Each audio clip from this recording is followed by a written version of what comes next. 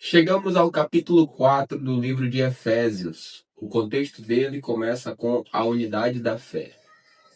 Por isso eu, o prisioneiro no Senhor, peço que vocês vivam de maneira digna da vocação a que foram chamados, com toda a humildade e mansidão, com longanimidade, suportando uns aos outros em amor, fazendo tudo para preservar a unidade do Espírito no vínculo da paz. Há somente um corpo e um só Espírito, como também é uma só a esperança para a qual vocês foram chamados. Há um só Senhor, uma só fé, um só batismo, um só Deus e Pai de todos, o qual é sobre todos, age por meio de todos e está em todos. A partir do versículo 7, o contexto é o santo ministério e o serviço dos santos. E a graça foi concedida a cada um de nós segundo a medida do dom de Cristo. Por isso diz: quando ele subiu às alturas, levou o cativo o cativeiro e concedeu dons aos homens. Ora, o que quer dizer ele subiu, senão que também havia descido até as regiões inferiores da terra? Aquele que desceu é também o mesmo que subiu acima de todos os céus para encher todas as coisas. E ele mesmo concedeu uns para apóstolos, outros para profetas, outros para evangelistas e outros para pastores e mestres, com vistas ao aperfeiçoamento dos santos para o desempenho do seu serviço, para a edificação do corpo de Cristo, até que todos cheguemos à unidade da fé e do pleno conhecimento do Filho de Deus, ao estado de pessoa madura, à medida da estatura da plenitude de Cristo, para que não mais sejamos como crianças, arrastados pelas ondas e levados de um lado para outro por qualquer vento de doutrina, pela artimanha das pessoas, pela astúcia com que induzem ao erro. Mas, seguindo a verdade e amor, cresçamos em tudo naquele que é a cabeça, Cristo, de quem todo o corpo, bem ajustado e consolidado pelo auxílio de todas as juntas, segundo a justa cooperação de cada parte, efetua o seu próprio crescimento para a edificação de si mesmo em amor. A partir do versículo 17, o contexto é a nova natureza. Isto, portanto, digo, e no Senhor testifico: não vivam mais como os gentios que vivem na vaidade dos seus próprios pensamentos, tendo o seu entendimento obscurecido, separados da vida que Deus concede, por causa da ignorância em que vivem pela dureza do seu coração. Tendo-se tornado insensíveis, eles se entregaram à libertinagem para, de forma desenfreada, cometer todo tipo de impureza.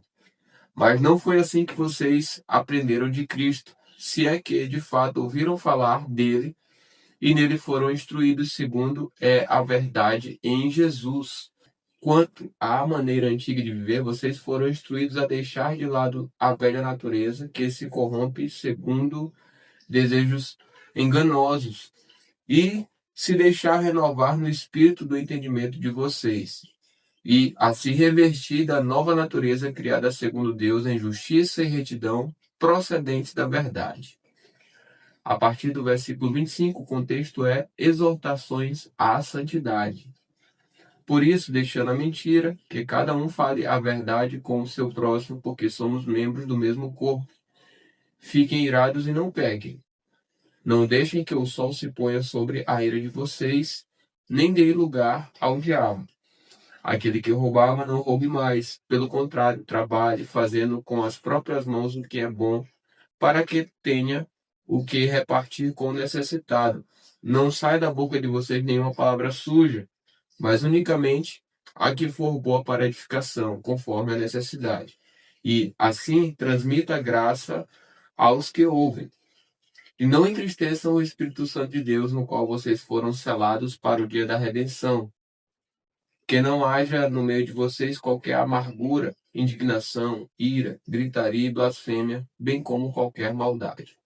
Pelo contrário, sejam bondosos e compassivos uns para com os outros, perdoando uns aos outros, como também Deus, em Cristo, perdoou vocês. Agora, no capítulo 5 de Efésios, a partir do versículo 1, diz assim: portanto, sejam imitadores de Deus, como filhos amados, e vivam em amor, como também Cristo nos amou e se entregou por nós como oferta e sacrifício de aroma agradável a Deus. A partir do versículo 3, o contexto é o fruto da luz e as obras das trevas. Que a imoralidade sexual e toda impureza ou avareza não sejam nem sequer mencionadas entre vocês como convém a santos. Não usem linguagem grosseira, não digam coisas tolas nem indecentes, pois isso não convém, pelo contrário, digam palavras de ações de graças. Fiquem sabendo disto.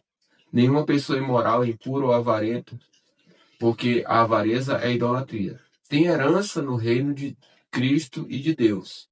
Não se deixem enganar com palavras vazias, porque a ira de Deus vem sobre os filhos da desobediência por causa dessas coisas. Portanto, não participem daquilo que eles fazem, porque no passado vocês eram trevas, mas agora são luz no Senhor. Vivam como filhos da luz.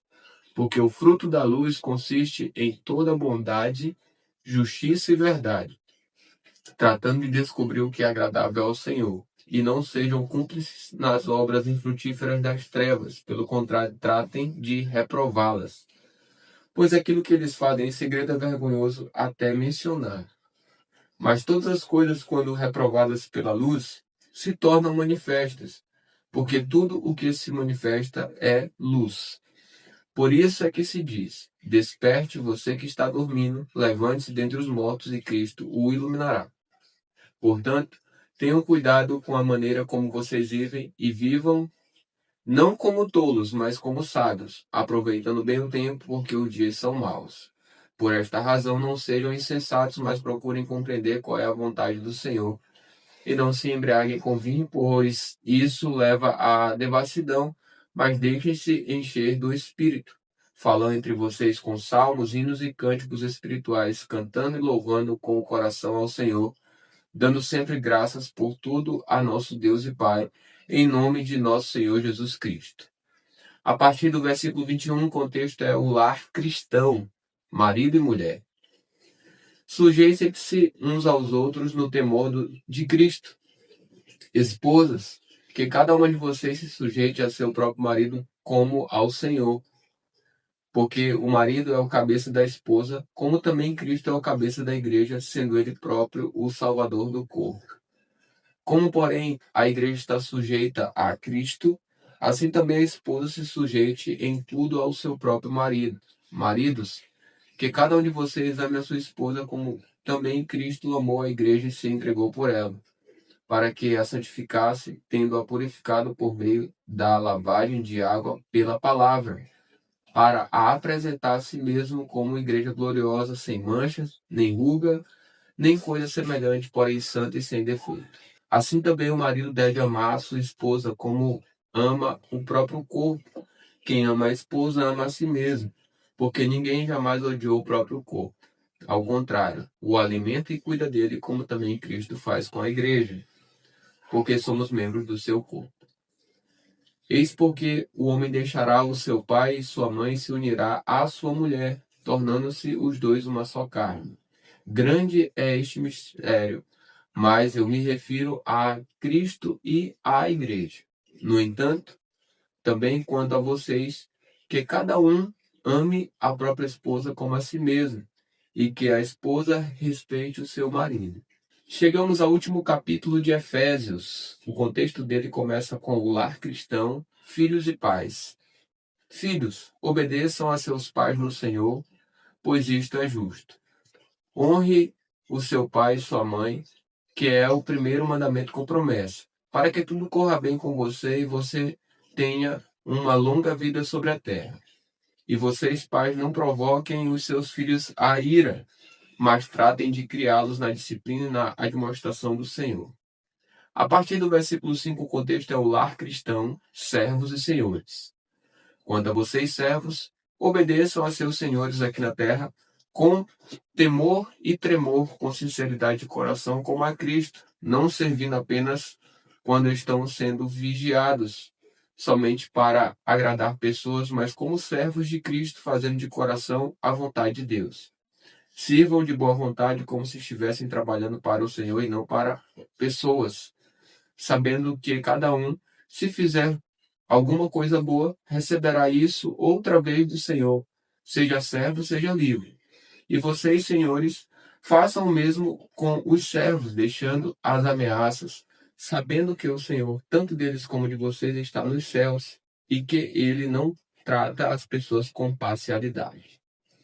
A partir do versículo 10, o contexto é a armadura de Deus. Quanto ao mais, sejam fortalecidos no Senhor e na força do seu poder. Vistam-se com toda a armadura de Deus para poderem ficar firmes contra as ciladas do diabo. Porque a nossa luta não é contra o sangue e a carne, mas contra os principados e as potestades, contra os dominadores deste mundo tenebroso, contra as forças espirituais do mal nas regiões celestiais. Por isso, peguem toda a armadura de Deus para que vocês possam resistir no dia mau e, depois de terem vencido tudo, permanecerem inabaláveis. Portanto, fiquem firmes, cingindo-se com a verdade e vestindo a couraça da justiça. Tenham os pés calçados com a preparação do evangelho da paz, segurando sempre o escudo da fé, com o qual poderão apagar todos os dardos inflamados do maligno. Usem também o capacete da salvação e a espada do Espírito, que é a palavra de Deus. Orem em todo tempo no Espírito, com todo tipo de oração e súplica, e para isto vigiem com toda perseverança e súplica por todos os santos.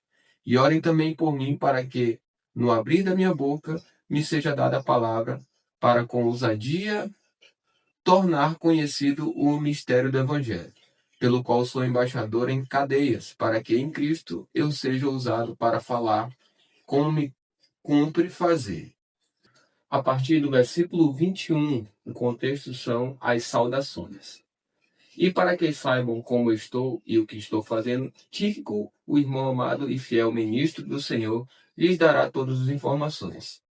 Eu o estou enviando a vocês com esta finalidade, para que conheçam a nossa situação e para que console o coração de vocês. E a partir do versículo 22, o contexto é a bênção. Paz seja com os irmãos e amor com fé, da parte de Deus Pai e do nosso Senhor Jesus Cristo. A graça esteja com todos os que amam sinceramente o nosso Senhor Jesus Cristo. Assim a gente termina o livro de Efésios.